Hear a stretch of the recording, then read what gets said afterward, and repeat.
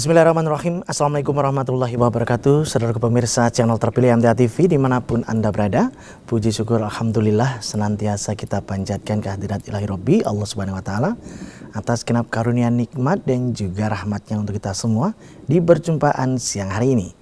Kita jumpa kembali di program unggulan klinik kita dan Alhamdulillah narasumber yang sudah hadir di sebelah kiri saya ada beliau Bapak Dr. Iskandar SPKKLP MKes yang nanti akan menyampaikan edukasi untuk kita bersama di siang kali ini terkait dengan gangguan lambung. Nah, siapa yang tidak kenal gangguan lambung, entah mengalami sendiri, entah saudaranya, pasti pernah mengetahuinya. Kita sapa beliau. Assalamualaikum warahmatullahi wabarakatuh, Dok. Waalaikumsalam warahmatullahi Kabar wabarakatuh. dan sehat siang ini. Alhamdulillah sehat, berkat rahmat Allah. Alhamdulillah, iya. Dan Anda nanti bisa bergabung bersama kami di line telepon 02716793000, SMS dan juga di WA kami di 08112553.000. Baik Dok, gangguan lambung. Nah ini pasti banyak ini yang ada di benak pemirsa ini ya. Iya. Mahkah? Kemudian apa? Atau apa itu namanya? Tukak lambung kah gitu. Itu banyak-banyak istilah itu. Atau apa lagi ya? Berbagai apa istilahnya? Gejala dan juga reaksi yang berbeda-beda masing-masing. Iya, sama yang paling familiar kalau di awam itu adalah menghindari asam dan pedas. Silakan Dok. Iya, oke, terima kasih Mas Tamim. Pemirsa MTA TV semua. Jadi tema kita kali ini adalah gangguan lambung atau pencernaan. Ya, jadi gini. Jadi saya sampaikan dulu apa sih pencernaan ini, terutama lambung ya. Jadi lambung itu kan tempat untuk mengolah makanan supaya makanan itu menjadi nutrisi yang bisa diserap oleh usus sehingga masuk ke peredaran darah kita. Jadi makanan itu masuk melalui mulut dulu, mulut nanti akan dicampur dengan enzim amilas, kemudian dia akan dikunyah dengan gigi itu, maka akan menjadi substrat zat atau yang lebih kecil lagi. Kemudian masuk ke dalam esofagus atau kerongkongan, kerongkongan. Kemudian dari kerongkongan nanti masuk di lambung. Nah, di lambung ini nanti akan dicampur, diudek lagi, dicampur dengan HCl atau asam lambung, kemudian sama pepsin atau enzim yang ada di situ. Nah, di situ pH-nya memang sangat rendah, sekitar 2. Memang itu berfungsi untuk mendegradasi atau mendenaturasi protein supaya protein ini bisa dipecah-pecah menjadi asam amino. Asam amino ini yang bisa masuk ke peredaran darah kita. Ya. Jadi tanpa menjadi asam amino tidak bisa diserap. Nah, jadi yang tadinya telur, ayam, bandeng, dan sebagainya kan molekulnya besar. Nah, kemudian dipecah. Caranya memecah gimana? Dicampuri dengan HCl atau asam lambung itu. Ya. Asam lambung itu bersifat juga memang sebagai penghancur bakteri pengganggu. Nah, kemudian nanti bisa diserap. Nah, di sini waktu penyerapan itu juga tetap tidak bisa 100% diserap. Artinya ada sisa-sisa makanan yang nggak bisa diserap sehingga ini nanti membutuhkan zat atau makhluk lain supaya makhluk lain ini memfermentasi sehingga menjadi substrat yang bisa diserap kembali oleh usus. Nah, makanya ini ada yang disebut namanya flora normal atau mikrobiome. Jadi ini di dalam pencernaan kita ini ada makhluk kecil ya, bakteri-bakteri namanya Helicobacter pylori. Ini bakteri ini itu simbiosis menguntungkan dengan kita. Artinya bakteri itu bisa hidup untung ya dengan sisa-sisa makanan kita yang tidak terserap tadi. Kemudian kita juga untung karena makanan yang tidak diserap tadi diolah oleh bakteri menghasilkan zat itu diserap kembali oleh pencernaan kita sehingga menjadi efisien, kan, seperti itu. Nah, itu adalah proses pencernaan makanan kita. Lah, di sini hubungannya dengan gangguan lambung tadi, bahwa si kuman ini tumbuhnya itu simbiosis mutualisme, saling menguntungkan. Lah, ini akan terjadi ketidakseimbangan ya dikala kuman ini tumbuh berlebihan. Nah, ketika berlebihan, maka ini akan menyebabkan inflamasi atau peradangan di daerah lambung. Ya, kalau terjadi proses peradangan, nanti ada sel-sel lambung, sel-sel usus ini yang mengalami kerusakan ya, atau perenggangan ya, kerusakan. Nah, inilah yang menjadi lambung itu yang harusnya dilapisi mukosa atau selaput pelindung, itu rusak oleh proses peradangan itu tadi ya. Selama tidak ada proses peradangan ya, maka semua itu fine-fine aja, baik-baik saja. Kita makan pedas, makan kecut itu tidak masalah selama nggak ada peradangan gitu.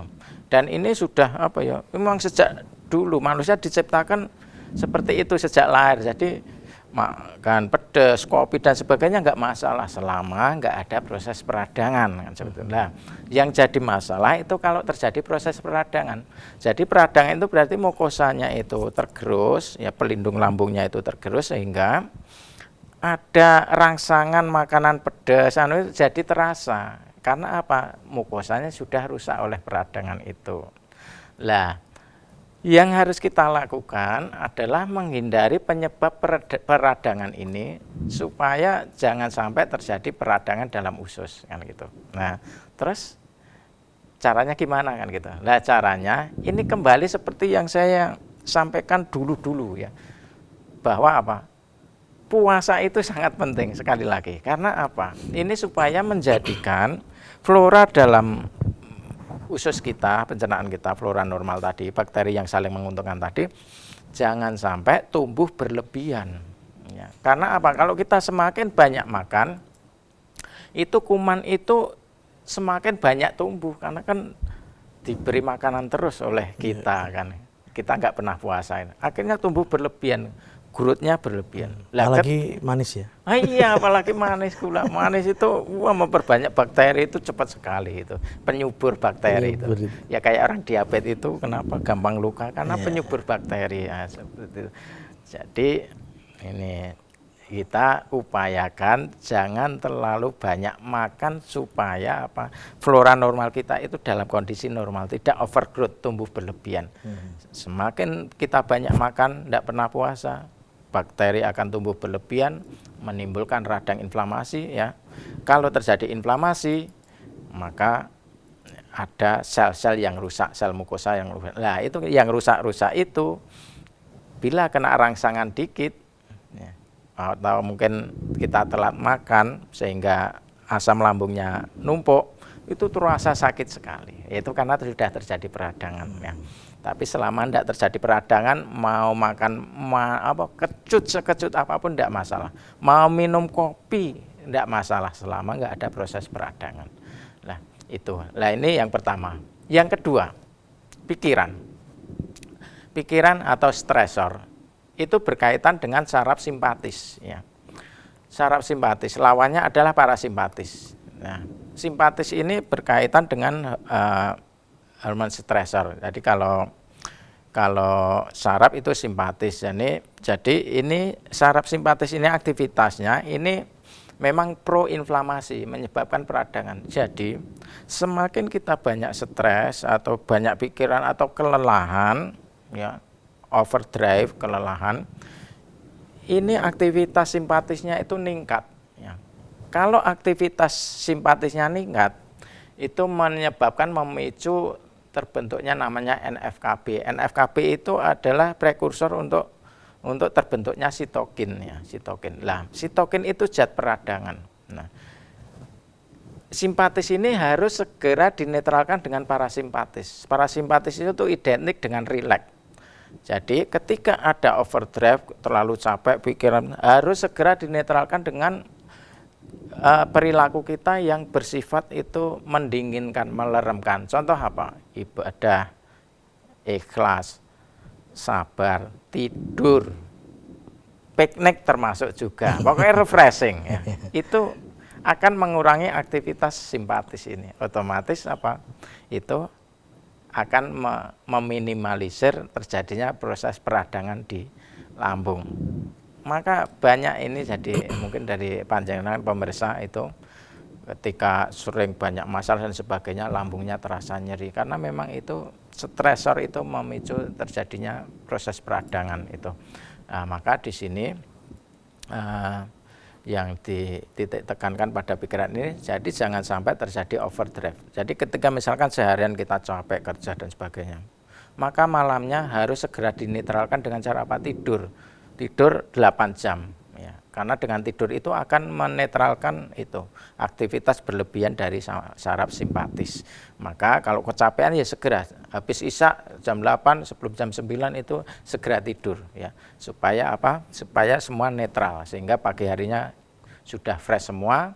Aktivitas simpatis, parasimpatis ini menjadi seimbang dan ketika tidur sel-sel yang rusak karena peradangan tadi akan diperbaiki oleh imun kita atau yang disebut adalah M2. Jadi M1 itu bersifat merusak pengganggu, jadi kuman-kuman pengganggu itu makrofag zat antibodi kita. Yang M2 ini memperbaiki jaringan ketika banyak kerusakan. Nah, ini harus seimbang. Cara menyeimbangkan gimana? Jadi antara aktivitas dan relaksasi itu harus silih berganti secara seimbang, nggak boleh terlalu over aktivitas. Nah, itu adalah cara kerja kita untuk menghindari kita memiliki penyakit lambung pencernaan dan menjaga kita supaya tetap lambung kita aman, fine. Ya, itu untuk pengantarnya. Baik pemirsa, itu tadi sekilas ya pengantar kita terkait dengan gangguan lambung. Sebabnya apa, kemudian bagaimana kok bisa terjadi, dan lain sebagainya. Nah, nanti kita akan perdalam lagi di sesi yang kedua. Silakan Anda bisa menggunakan fasilitas yang sudah kami siapkan di line telepon 02716793.000, SMS dan juga di WA kami di 08112553.000. Namun sebelumnya kita akan simak beberapa informasi dalam rangkaian jeda pariwara berikut ini.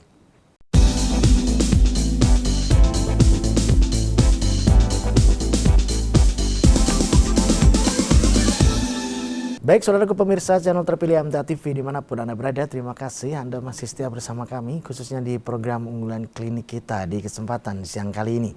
Kami persilahkan di line telepon 02716793.000 ataupun di SMS dan WA kami di 08112553.000. Yang ada di WA sudah ada yang hadir nih dok. Dari saudara kita Bapak Asep yang ada di Sumatera Barat. Dokter, saya dulu punya keluhan perut mual dan tidak nafsu makan. Setelah saya ke dokter, perut mual saya itu sembuh tanpa minum obat. Yang saya lakukan hanya menghilangkan kecemasan yang berlebihan pada diri saya itu. Nah dokter, bagaimana cara supaya lambung kita ini sehat? Dan makanan yang kita makan bisa lebih mudah diserap oleh tubuh, bagaimana dok? Oke. Oke, terima kasih ya, Pak siapa tadi? Pak Asep. Pak Asep. Ya betul sekali apa yang Bapak sampaikan. Memang kecemasan itu salah satu faktor yang sangat berpengaruh dengan lambung ya. Jadi secara embrio antara otak dan lambung itu dulu satu bagian, kemudian mengalami diferensiasi dan itu terhubung antara otak dengan lambung itu melalui saraf namanya saraf vagus atau saraf ke-10 ya dalam tubuh kita. Ya, saraf vagus ini berkaitan dengan parasimpatis. Jadi sifat aktivasi dari vagus ini ya itu akan menyebabkan perbaikan pencernaan. Jadi gini, kalau kita dalam keadaan stresor, cemas itu tadi ya, itu akan mempengaruhi gangguan pencernaan lewat ini ya, lewat aktivitas saraf simpatis ini sehingga di situ akan terjadi gangguan. Gangguannya apa? Gangguan pencernaan. Jadi gerakan itunya jadi terganggu. pengeluaran asam lambungnya itu juga jadi terganggu, ya. Sehingga kalau ada gangguan-gangguan ini, maka lama-lama itu timbul peradangan, inflamasi, ya. Ketika timbul peradangan dan sebagainya, akan tampak gejala mual-mual, muntah, ya, mungkin diare, mecret, atau mungkin bagi Anda yang punya GERD, ya, GERD itu gastroesophageal reflux itu, ya. Jadi pembalian asam lambung ke esofagus, ke kerongkongan itu.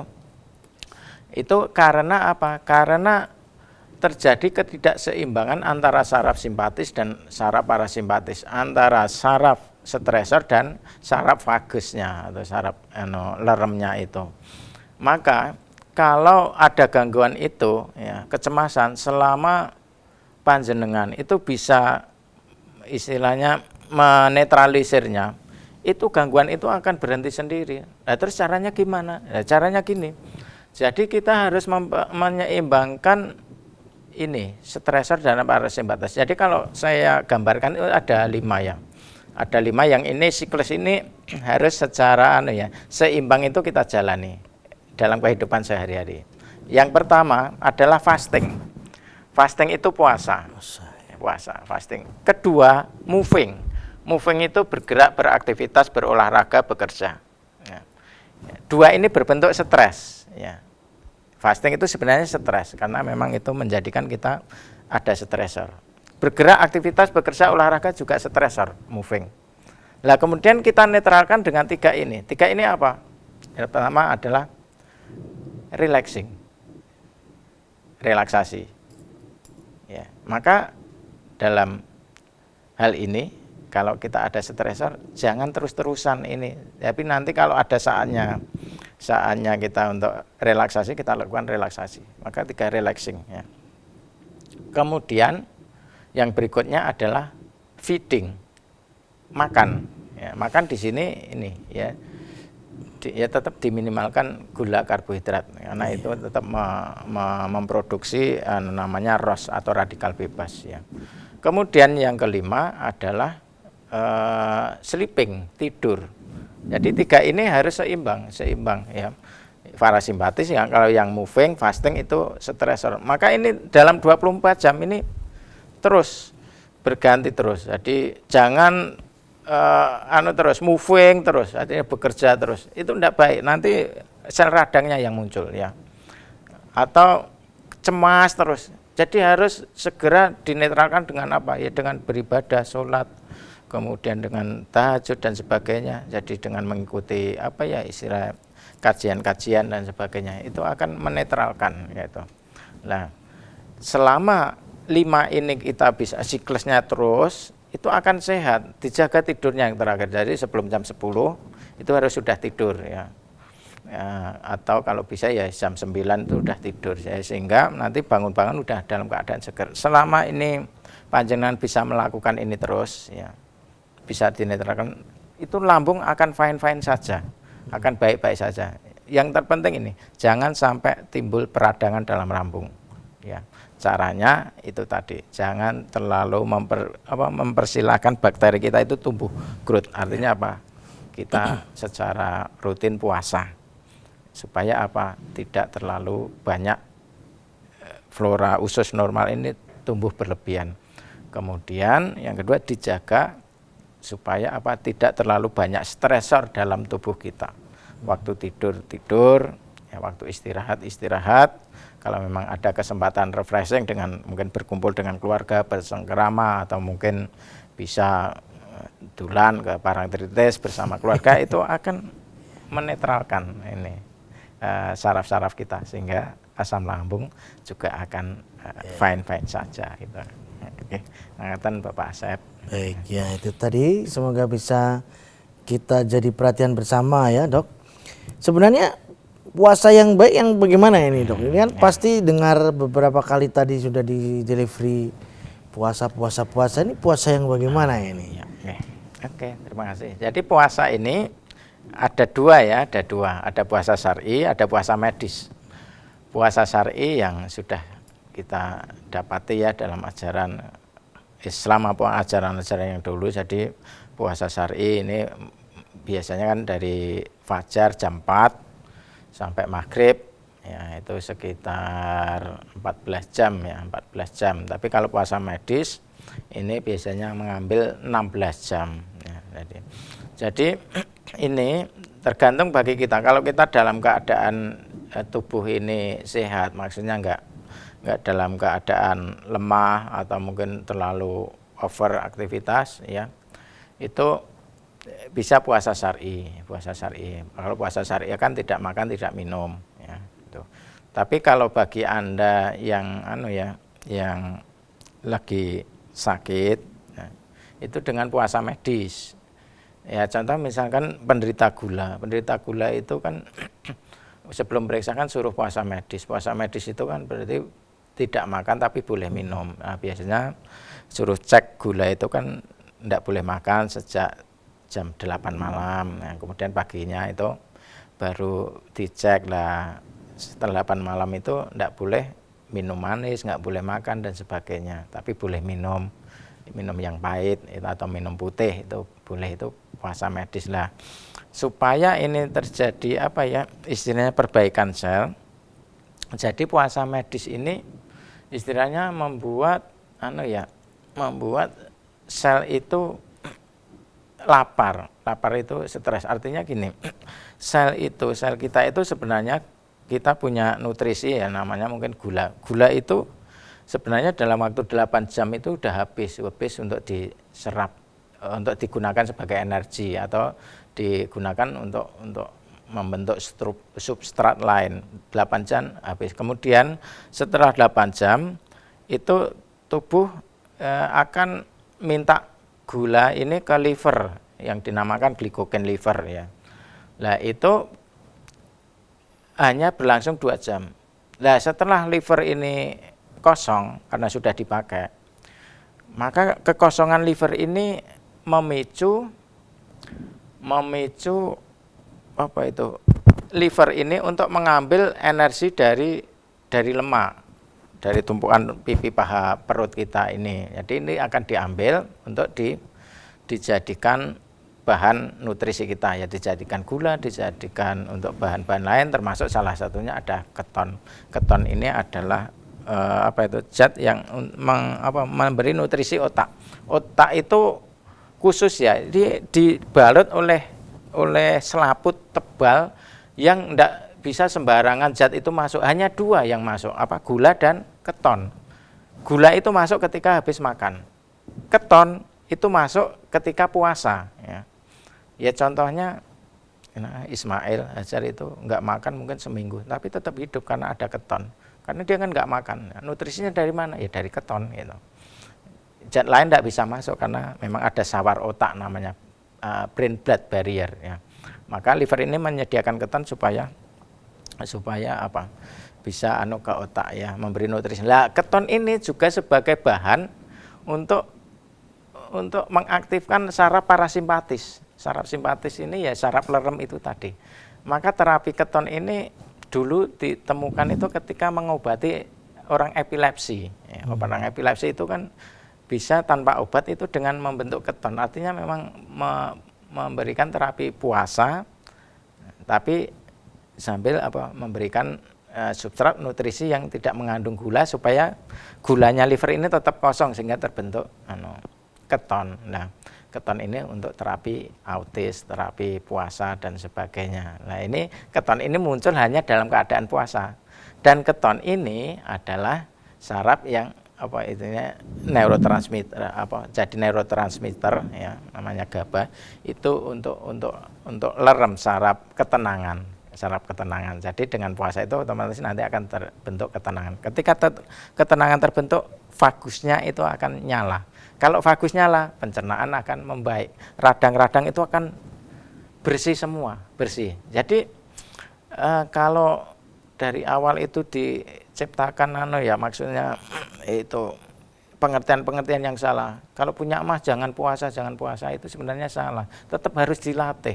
Mungkin awal-awal nggak enak rasanya, tapi harus dilatih. Nanti kalau dilatih terus-menerus ya, lama-lama nggak makan sampai 3 hari pun 2 hari pun nggak masalah. Karena peradangan akan hilang. Ya. Jadi puasa ini adalah caranya itu dengan membuat sel lapar itu memang minimal 12 jam ya, supaya bisa terbentuk keton ya gitu. Jadi bisa dengan puasa syar'i, puasa medis ya. Jadi bisa juga disambung. Kalau saya atau dikombinasi. Kalau saya itu biasanya sering saya kombinasi. Jadi puasa medis jam 8 udah nggak makan tapi tetap minum. Nanti jam 4 sahurnya, sahur saya itu air putih aja atau teh. Atau teh saya kasih stevia, yang penting bukan gula kan. Nanti makan lagi jam 6 sore waktu maghrib itu, dan itu terus. Kemudian kalau saya sendiri tiap hari itu saya nggak pernah sarapan, jadi makan jam 8 sampai jam 9, setelah praktek itu makan, kemudian nggak sarapan terus sampai jam 12 malam. Jadi pulang dari kantor, dari puskesmas, saya baru makan. Ya, dulu saya juga penderita mah, telat aja perih. Tapi setelah ini mau nggak makan berapapun oke ya. Saya pernah jalani nggak makan 3 hari tapi tetap minum ya. Nggak masalah, karena apa? Ada keton. Dan itu memang sudah diciptakan oleh Allah lewat liver ini, memang untuk menghidupi otak. Otak ini supaya tetap bisa bernapas, berdetak, berjalan sebagainya, kan kuncinya di otak. Selama otak ini hidup, ada nutrisi, nggak masalah ya itu. Jadi nggak harus dengan makan ya gitu. Tapi maka upayakan bahwa tubuh kita itu terlatih untuk menerima stresor, karena tubuh pasti akan menyesuaikan diri. Ya, alladzi khalaqaka fasawwaka fa'adalak. Jadi Allah itu sudah menciptakan kita itu untuk disempurnakan dan membuat tubuh kita itu seimbang. Ya, jadi tubuh nggak akan nyerah, misalkan nggak makan sehari terus ngeledak, nggak akan. Pasti tubuh itu akan mencari alternatif supaya tetap hidup. Itu mekanisme pertahanan tubuh ini akan berusaha bagaimana bisa survive. Jadi jangan takut dengan puasa ini terus tubuh menjadi lemah. Enggak, justru malah menjadi kuat ya. Tapi kalau kita tidak membiasakan puasa, ya tubuh akan lemah. Akhirnya apa? Ketergantungan. Telat makan dikit harus makan, harus segera makan. 2 jam nggak ngemil harus makan lagi. Itu lemah banget itu. Orang yang kuat sehat itu akan tetap sehat selama ada makanan maupun tidak ada makanan. Dulu bayangkan zaman Rasulullah, perang apapun itu terjadi pada waktu bulan puasa ya. Perang Badar itu bulan puasa. Dan bagaimana kita bisa membayangkan kalau masih kita berpikiran untuk sehat, untuk energi itu harus makan? Enggak. Zaman Rasulullah waktu puasa itu karena apa? Ada kekuatan yang diciptakan oleh Allah lewat liver kita, itu untuk memberi energi kita. Tapi syaratnya itu harus memang terlatih. Rasulullah terlatih puasa Senin Kemis, puasa Yaumul Bid, ya itu mungkin Dawud juga. Nah itu. Jadi puasanya seperti itu, Bapak. Ya, baik. Di SMS kita bacakan dari Ibu Buniatun yang ada di Kebak Keramat. Dokter, lambung saya ini sering keras, kemudian sakit, dan kadang-kadang panas, kemudian lemas sekali. Dada sering deg-degan untuk sudah lama. Berobat ya sudah sering. Mohon solusinya, Dok. Ya. Oke. Jadi seperti yang saya sampaikan tadi ya, Bu Buniatun. Jadi kalau dada panas itu kemungkinan ada GERD ya, GERD tadi. Jadi GERD itu apa? Asam lambungnya itu naik ke atas ke kerongkongan gitu. Jadi kalau lambung itu kan ada mukosa pelindungnya. Jadi asam lambung itu nggak menyebabkan nyeri selama ini pelindungnya ini utuh, nggak ada peradangan. Ya, mukosa namanya. Beda dengan kerongkongan. Kerongkongan ini beda struktur pelindungnya. Jadi ketika naik, jadi kerongkongan itu kan harusnya makanan turun, nanti ada katup masuk, setelah masuk ke lambung nanti katup nutup sendiri. Ada makan lagi baru buka, setelah makanan lewat nutup. Lah pada GERD itu nggak ada makanan itu buka ya, karena itu kelemahan atau saraf simpatisnya terlalu over itu tadi. Buka sehingga apa? Asam lambungnya naik ke kerongkongan. Lah ketika naik ini ada terasa panas banget di sini, ya, nyeri, nah gitu. Lah apa yang menyebabkan kenapa naik ini? Ini karena aktivitas simpatis yang berlebihan. Apa itu aktivitas berlebihan? Karena kecemasan, banyak pikiran, kurang tidur, kecapean, itu memicu terjadinya GERD itu tadi. Yang terutama memang pikiran, karena pikiran ini kan saraf simpatis yang aktif. Simpatis tadi saya sampaikan itu menyebabkan inflamasi. Ya, itu. Maka supaya tidak terasa seperti itu, ya upayakan itu tadi ya, relaxing, sleeping, dan feeding yang sehat itu. Nah, kemudian untuk makanan upayakan stop semua yang manis supaya apa? Bakteri tidak tumbuh berlebihan ya. Ya, jadi makanya bisa dialihkan ke sayur ya. Kemudian ke rumput laut ya, yang buah yang tidak terlalu manis. Boleh misalkan alpukat, stroberi ya, bisa. Jadi itu supaya kuman seimbang dan saraf simpatis parasimpatisnya seimbang, sehingga itu nanti tidak ada pembukaan katup, sehingga GERD-nya itu tidak terjadi, maka tubuh akan enak ya. Baik. Itu. Dan pertanyaan berikutnya masih di WA ya, dari Ibu Waris di Cilacap. Iya. Menanyakan, saya dulu punya riwayat TB, sudah 9 bulan konsumsi obat dan telah dinyatakan sembuh. Tapi jika mandi air dingin belum bisa karena terasa nafas yang agak sesak. Dah, apakah ada makanan yang perlu dihindari yang demikian, Dok? Iya. Jadi ya kemungkinan dari ibu tadi karena ya ada nafas itu berarti ada gejala sisa dari bekas TB dulu. Jadi TB kan ya menyerang paru-paru ya.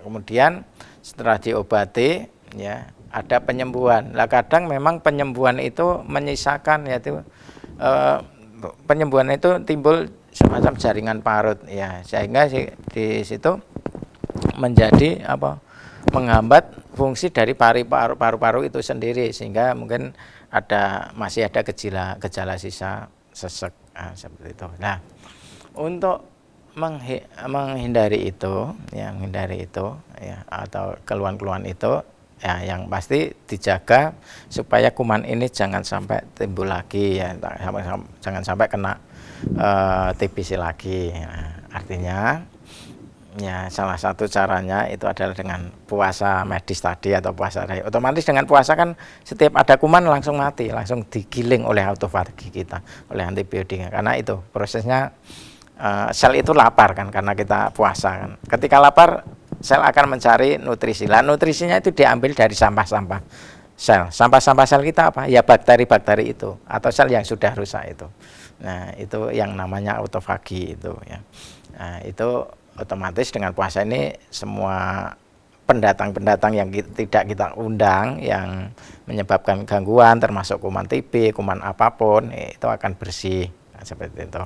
Kemudian hal yang lain ya, itu tadi juga sama, saraf simpatis parasimpatis. Jadi ketika saraf simpatis itu datang pasti ada gangguan, detakan jantung akan meningkat, tensi akan meningkat itu. Nah, ketika detakan jantung meningkat, apalagi yang memang punya riwayat penyakit yang itu kadang sampai di atas 100. Nah, itu karena aktivitas simpatis yang berlebihan.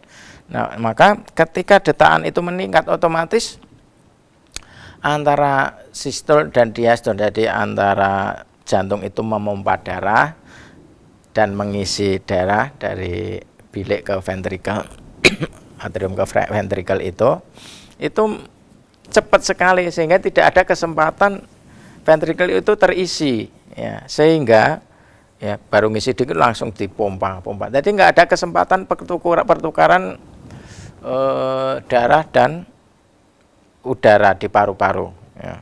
Sehingga tidak maksimal pertukaran udara ini, maka itu akan timbul merasa sesek kan, seperti itu karena pertukarannya itu tidak maksimal ya. Maka itu tadi dijaga, itu 5 hal tadi, stresor dijaga dengan menetralkan dengan istirahat, ibadah ya, sleeping atau tidur. Nah, kemudian untuk makanan itu dijaga ya, Kendalikan. kendalikan kan puasa dengan dan dikendalikan, kemudian isi lambung sepertiga udara sepertiga air, makan itu akan terjaga pasti. Ya itu kok, terima kasih. Ya, baik. Baik Dok, kami sampaikan terima kasih atas edukasi edukasinya pada kesempatan siang kali ini. Walaupun masih menyisakan beberapa pertanyaan, tapi kita lanjutkan nanti di kesempatan mendatang insya Allah. Dan semoga nanti bisa ketemu lagi di tema yang sama ataupun tema-tema yang lain begitu Dok ya.